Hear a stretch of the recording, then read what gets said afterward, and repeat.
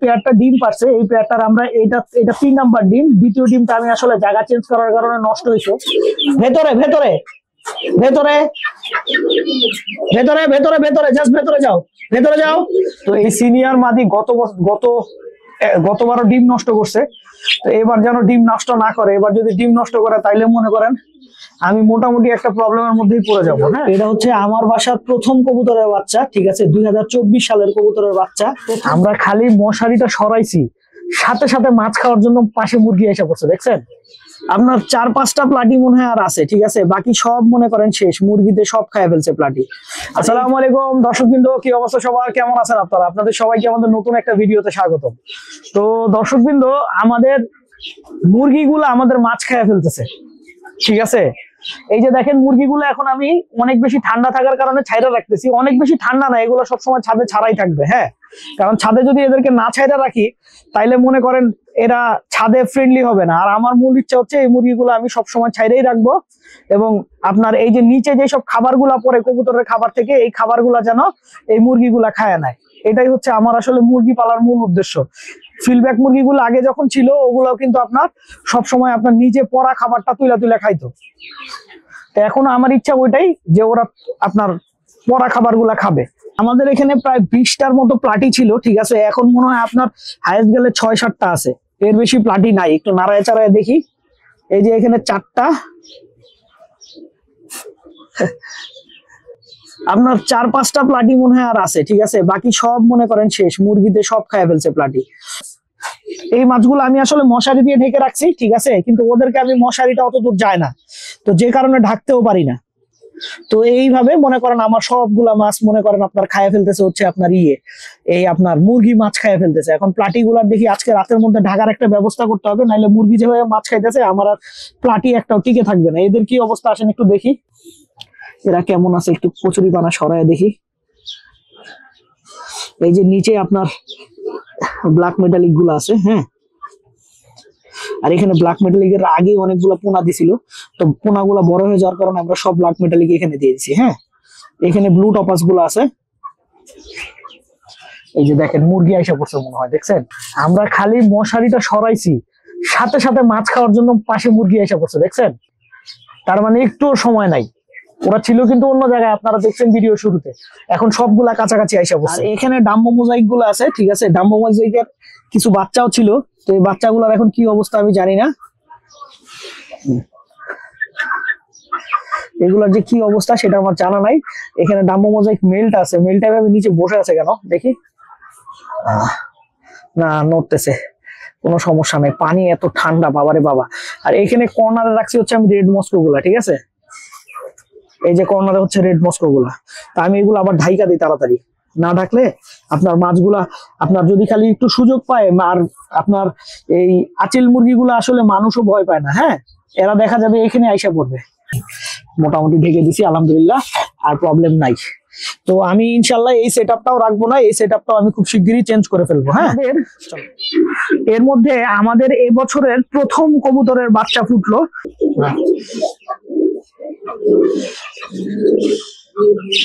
এটা হচ্ছে আমার বাসার প্রথম কবুতরের বাচ্চা, ঠিক আছে, 2024 সালের কবুতরের বাচ্চা, প্রথম বাচ্চা। আলহামদুলিল্লাহ, আমি আমার ফ্লাইং যে কবুতরগুলো আছে সেই কবুতরগুলো জোড়া দিছিলাম, জোড়া দেওয়ার পরে এই যে প্রথম বাচ্চা পাইছি। এই যে দেখেন কত সুন্দর খাওয়াইতেছে, দেখছেন?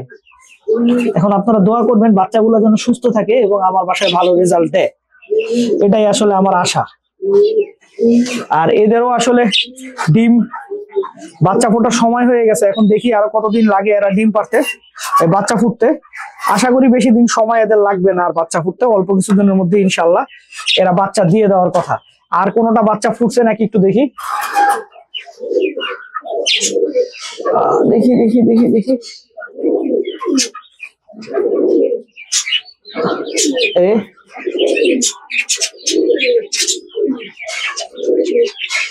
এটা নড়তেছে, এটা আজকেই ফুটবে মনে হয়,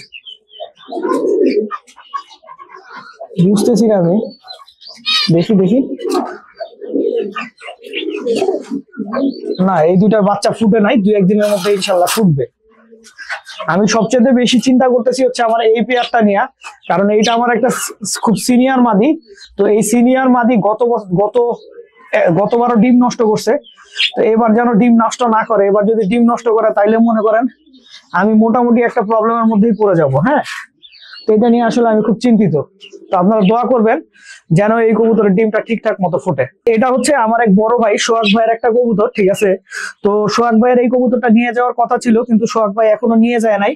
তো যে কারণে আমি ভাবলাম ভাই যখন আসতেছেন আমি নিজে এক জোড়া বাচ্চা করে ফেলি। একটা বাচ্চা অলরেডি করছি, এবছর পাল্লাও খাইতেছে, রেজাল্ট মাশাআল্লাহ খুবই ভালো। জাস্ট এই পেয়ারিং এরই বাচ্চা ছিল ওইটা, এর জন্য আবার পেয়ারিংটা করে ফেলছি। এখন দেখি আসলে এবারের সামনের বছর বাচ্চাগুলো আসলে কেমন করে। তো আমার বিশ্বাস ইনশাল্লাহ এই বাচ্চা আসলে ভালো করবে। আর যদি আরেক জোড়া বাচ্চা পেয়ে যায় তাহলে তো খুব বেটার হয়। এটা হচ্ছে সোহাগ ভাইয়ের বাসার একটা মেইন কবুতর, ভাইয়ার বাসার সব কবুতর চুরি হয়ে গেছিল। হ্যাঁ, তো এই কবুতরটা শুধু থেকে এই কবুতরের অল্প কয়েকটা কবুতর থেকে গেছিল। তো এই কবুতরটা মনে করেন আমি পরবর্তীতে ভাইয়ার থেকে নিয়ে আসি, যে ভাইয়া দেন, আমি নিয়ে যাই, ভাইয়াই আমার নিচ থেকে দেয় যে নিয়ে যান সজল ভাই। তো তারপরে আমি এই কবুতরটার বাচ্চা করছিলাম এই মাদিটা দিয়েই। এই মাদিটা আমার গেমের একটা কবুতর, গেমে দেওয়া একটা কবুতর। তো এখন বাচ্চাটা দেখি সই সালামত ফুটলেই হয়। আর এই হচ্ছে আমাদের অভাগা, সবচাইতে অভাগা কবুতর আমাদের। এই হচ্ছে আমাদের সবচাইতে অভাগা কবুতর, যেই কবুতর সবার শেষে পেয়ার দেওয়া হয়েছে।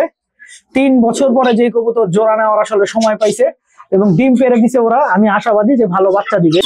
ভেতরে ভেতরে ভেতরে ভেতরে ভেতরে ভেতরে জাস্ট ভেতরে যাও, ভেতরে যাও।